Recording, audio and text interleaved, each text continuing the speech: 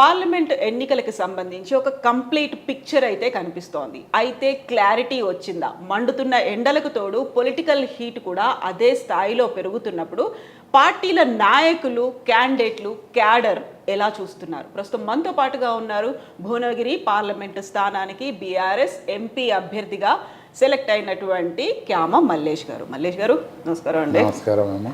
ఎట్లా అనిపిస్తుంది? మీరు క్యాంపెయినింగ్ స్టార్ట్ చేసిండ్రా? క్యాంపెయినింగ్ స్టార్ట్ చేయలేదు.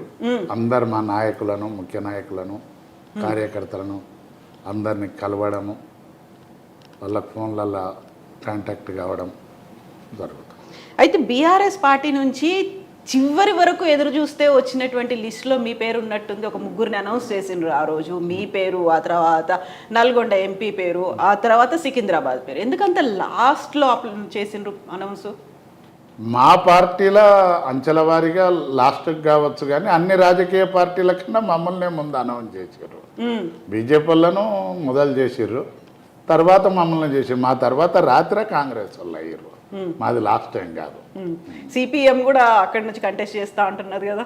ప్రజాస్వామ్యంలో మా డాక్టర్ బాబాసాహెబ్ అంబేద్కర్ గారి రాజ్యాంగంలో అందరికీ భారతదేశంలో పుట్టిన ప్రతి పౌరుడికి కూడా పోటీ చేసే హక్కు ఉంది. సిపిఎం వాళ్ళని ఎందుకు చేయొద్దంటారు? చెయ్యను వాళ్ళకి కూడా. అయితే క్యామ మల్లేష్ గారికి ఎందుకు టికెట్ ఇచ్చింది భువనగిరి నుంచి బీఆర్ఎస్? క్యామ మల్లేష్ అనే వ్యక్తి సుదీర్ఘకాలం రాజకీయాలలో ఉన్నాను. ఒక 35-37 సంవత్సరాలు నేను కాంగ్రెస్ పార్టీలో ఎన్ఎస్యుఐ నుంచి పనిచేసినాను. వివిధ పార్టీ పదవులు కానీ, మార్కెట్ కమిటీ చైర్మన్గా కానీ అక్కడ చేసినాను.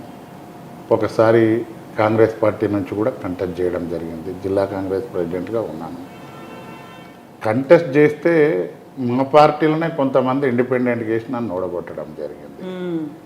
అయినా కాంగ్రెస్ అధికారంలో లేనప్పుడు జిల్లా కాంగ్రెస్ ఉమ్మడి రాష్ట్రంలో కూడా జిల్లా కాంగ్రెస్ ప్రెసిడెంట్గా ఉండి నేను 13 నుంచి 18 వరకు బాగా పనిచేశాను. 10 ఏళ్ళు నాకు టికెట్ ఇస్తారంటే కాంగ్రెస్ పార్టీలో ఇక జగమెరిగిన సత్యం. కాంగ్రెస్ పార్టీలో టికెట్లు అమ్ముకుంటుంటారు. అట్లనే నా టికెట్ను కూడా అమ్మితే అప్పుడు నేను బాధ చెంది, అప్పుడు గౌరవ ముఖ్యమంత్రి కేసీఆర్ గారు, అప్పుడు కేటీఆర్ గారు పిలిచి నన్ను, నీకు అన్యాయం జరిగింది, నువ్వు మంచి కష్టపడే తత్వం, డిసిప్లిన్గా ఉండే వ్యక్తి, నీకు సేవ చేసే అవకాశం కల్పిస్తామని చెప్పినందుకు అప్పుడు నన్ను నా మీద ప్రత్యర్థిగా ఉన్న బూర నరసయ్య గౌడ్ గారు మా ఎంపీ ఉండే, ఆయన ఇప్పుడు దానం నాగేందర్ గారు ఇద్దరు కలిసి నన్ను బీఆర్ఎస్ పార్టీలోకి తీసుకుపోయారు. ఆ ఇద్దరు వెల్కమ్ చెప్పిండ్రు. ఇప్పుడు ఆ ఇద్దరు బీఆర్ఎస్ పార్టీలో లేరు. ఒకరు బీజేపీకి పోయిండ్రు, ఒకరు కాంగ్రెస్కి పోయిండ్రు కదా. ఇప్పుడు అదే బూర నరసయ్య గౌడ్ మిమ్మల్ని బీఆర్ఎస్ పార్టీలోకి తీసుకొచ్చిండ్రు. బట్ అదే బూర నరసయ్య గౌడ్ భువనగిరి నుంచి కంటెస్ట్ చేస్తున్నారు, బీజేపీ నుంచి, మీరు బీఆర్ఎస్ నుంచి. ఎట్లా చూస్తుండ్రు మీరు ఇప్పుడు? బూర నరసయ్య గౌడ్ గారు డాక్టర్, పోటీ చేసిండు, రాజకీయాలతో సంబంధం లేకుండా కేసీఆర్ గారు అవకాశం ఇచ్చారు, ఎంపీగా గెలిచిండు. ఈ ప్రాంతంలో ఎంపీగా తనుండి 5 సంవత్సరాలు, మళ్ళీ అవకాశం ఇచ్చింది పార్టీ, ఓడిపోయిండు. ఓడిపోయినాక ఒక ఎన్నికలు అనేది 5 సంవత్సరాలకు ఒకసారి జరుగుతుంది. 5 సంవత్సరాల వరకు వేచి చూసేది ఉండే, కానీ మరి ఆయన ఎందుకో భారతీయ జనతా పార్టీలో చేరిండు. చేరి ఇప్పుడు మళ్ళా ఎంపీగా మళ్ళీ బీజేపీ నుంచి పోటీ చేస్తూ ఉంటాడు. ఆయన బీజేపీలో చేరడం వల్లే మల్లేష్ గారికి భువనగిరి ఎంపీగా కంటెస్ట్ చేసే అవకాశం వచ్చిందా? అమ్మ, రాజకీయాలకు కొంతమంది నైతిక విలువలు ఉన్నాయి. మల్లేష్కి అవకాశం వచ్చిందా అనేది కాదు. నాగేందర్ గారు బీఆర్ఎస్కి వెళ్ళి ఎమ్మెల్యేగా గెలిచి ఇవాళ మళ్ళా అదే ఎమ్మెల్యే పదవి ఉంచుకొని ఇప్పుడు కాంగ్రెస్కి వెళ్ళి ఎంపీ అడుగుతా ఉండు. అంటే ఇక ఏముందన్నట్టు, మల్లేష్ గారు ఓ పార్టీలకు వెళ్ళి మల్లేష్ ఇంట్లోకి వచ్చిండు, అందులో తప్పేం లేదు.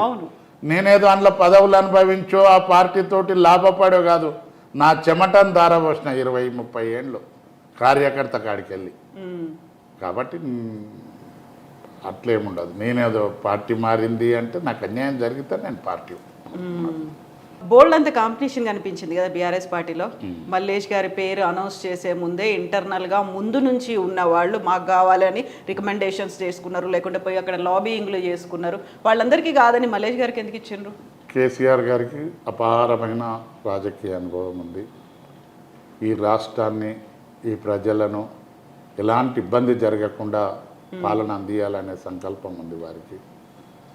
నేను ఈ పార్లమెంట్ సెగ్మెంట్లో సామాజిక న్యాయం పాటించాలి, సమర్థవంతమైనటువంటి పనిచేసేటువంటి సమర్థత నాకుంది అని గ్రహించి సర్వేలు చేయించి మా పార్లమెంటు పరిధిలో ఉన్న 7 కంటెస్టెడ్ ఎమ్మెల్యేస్, ప్రజెంట్ ఎమ్మెల్యే పల్లె రాజేశ్వరరెడ్డి గారు, జిల్లా మంత్రి జగదీశ్వర్ రెడ్డి గారు, వీళ్ళందరి అభిప్రాయాన్ని తీసుకొని నన్ను సెలెక్ట్ చేయడం జరిగింది. ఇప్పుడు సర్వేలు చేసి కేవలం మీకే ఇచ్చిండ్రా, మిగతా అన్ని సెగ్మెంట్లకు కూడా సర్వేలు చేసే ఇచ్చిండ్రా?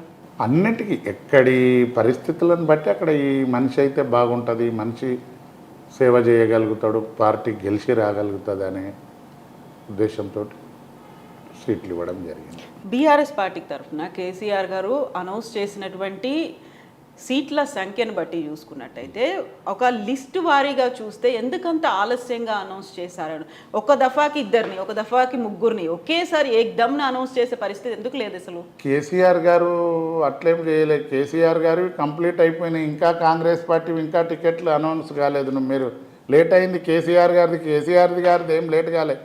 షెడ్యూల్ ఇంకా నోటిఫికేషనే రాలేదు, అన్నీ అనౌన్స్ అయిపోయినాయి. అట్లే కాకపోతే దీనికి ప్రధానమైనటువంటి కారణం, నేను ఈ క్వశ్చన్ అడగడానికి కారణం 2019లో బీఆర్ఎస్కి 9 మంది ఎంపీలు ఉన్నారు. ఇప్పుడు మిగిలింది కేవలం 3 మాత్రమే. వాళ్ళు బీజేపీ వైపు పోయినరు, లేకపోతే కాంగ్రెస్ వైపు పోయినరు. సిట్టింగ్లు అంతమంది పార్టీని వదిలిపెట్టుకోవడానికి కారణం ఏందనుకుంటున్నారు? అమ్మ, వాళ్ళు బీఆర్ఎస్ పార్టీ తరఫున ఎంపీగా గెలిచారు. ప్రజలల్లా ఇంకా ఎంపీగా ఉండరు. నైతిక విలువలు దిగజార్చుకోరు మనసులో. ప్రజలు గమనించాలి అది. వీళ్ళు ఎంపీగా ఉండి మీరు ఏం చెయ్యక మళ్ళీ ఇంకో పార్టీ, ఒక మనిషి, నేను మల్లేశన్ ఒక అంగిడిచి ఇంకో షర్ట్ వేసుకొని పోతే మల్లేశలాగానే గమనించాలి. కానీ షర్ట్ ఏదో గొప్పది వేసుకోగానే, జెండా మారవంగానే ప్రజలు విఘ్నులు కావాలి. ప్రజలు తెలివి కల్లోళ్ళు అయితే ఇసుంటోళ్ళను ఇంటికి పంపిస్తారు. ప్రజలు మరి ఎందుకు అవేర్నెస్ ఎందుకు వస్తలేదో నేను ఆలోచన చేస్తూ ఉన్నాను. ఏమైంది? నేతకాని వెంకటేష్ ఒక దానికి పెద్దపల్లి ఎంపీగా, అంతకు మొదలు నేను కాంగ్రెస్లో ఉన్నప్పుడు ఆయన మా కాంగ్రెస్లో వచ్చి, నేను ఉత్తమ్ కుమార్ రెడ్డి గారు పీసీసీ ఉన్నప్పుడే కండువా కప్పి పార్టీలకు తీసుకున్నాం. నేను కూడా ఉన్నా మీటింగ్లో. ఆయన అప్పటి వరకు ఎక్సైజ్ డిపార్ట్మెంట్లో ఏదో అధికారి, కాంగ్రెస్లో పోటీ చేసిండు, ఓడిపోయిండు, ఎంబడే మల్లాండ్లకు పోయిండు. టీఆర్ఎస్లో ఎంపీ టికెట్ ఇవ్వడం జరిగింది, గెలిచింది.